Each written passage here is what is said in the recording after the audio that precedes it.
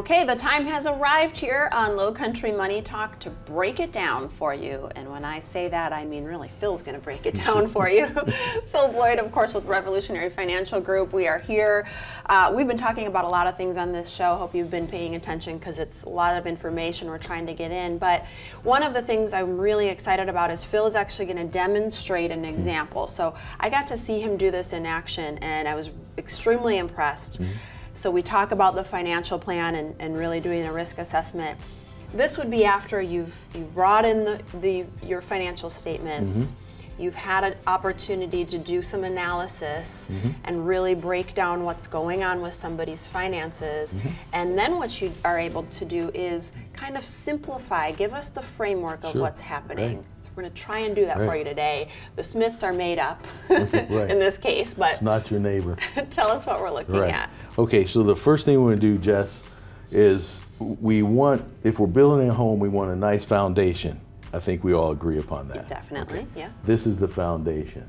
We want to keep it simple. The very first thing we want to do is look at your current income. This is what keeps mama happy, keeps the bills paid. Yes. So where are we at? We have Social Security coming in, we have a pension coming in. So in this case, we have about $6,000 a month in reoccurring income.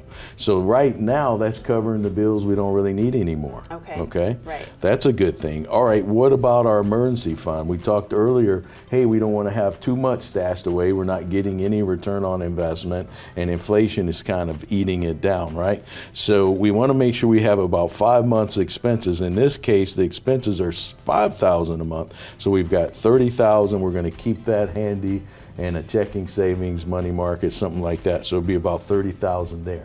So that takes care of our current income, and our emergency fund, we're all set. Okay. So we're not too worried about things. So income is looking good. We're solid there. All right. Okay. So then, Phil, what do I do with all this money I have invested in IRAs then? Because I've got this covered. I really don't need it.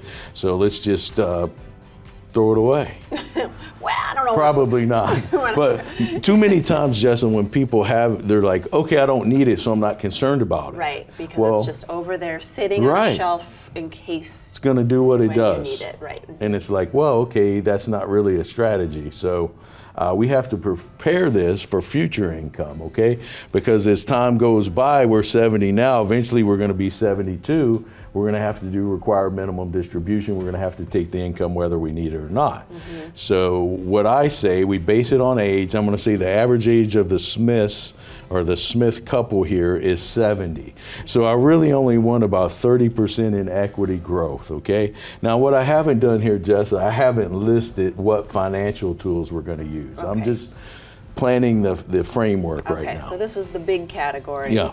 Underneath might be all of the tools. Right, there'll be tools, financial tools. What is a financial tool? A lot of times people may come to our seminar and they're like, well, you didn't talk about stocks, or you didn't talk about ETFs, or you didn't talk about mutual funds, or this or that. Those are all tools. Well, I'm trying to get the foundation laid first, then we'll talk about what tools we want to use to fill the category. Right. So right now we're just saying equity growth. This could be the part of our savings that we have tagged to grow with stocks. This will be our risk part, we could say. Right. You know, that's going to be volatile. You know, that's what boom, boom, gives you some palpitations or something. Okay. Fluctuation.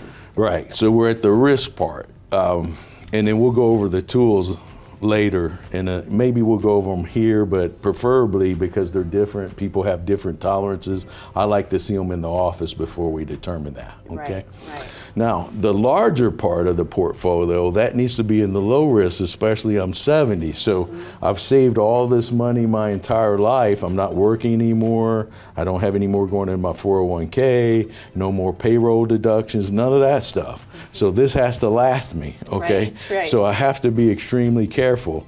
So in this case, we want the 70%, the rule of 100, we want the 70% to be in low risk financial tools. Yes. And again, we can talk about those tools later, but the characteristic is that if we're in a bear market as we are now, that these would not fluctuate much, if any. We want these to kind of hang in there. Stay solid. Okay, we'll break this down a little bit more, maybe after the break, answer some questions. But I do want to make sure our viewers are aware that you can actually have the team do this for your finances. So you can call the office. Rachel will answer the phone, take care of you. You can do a risk assessment on your own finances, a portfolio analysis. They will do that for you, bring you in and break it down for you. And this is kind of the, like he said, the framework, and then you get into the details later. So I think it's a brilliant way to just have everything laid out, know what's happening, and understand where we need to make adjustments. Simple. Simple. I love it.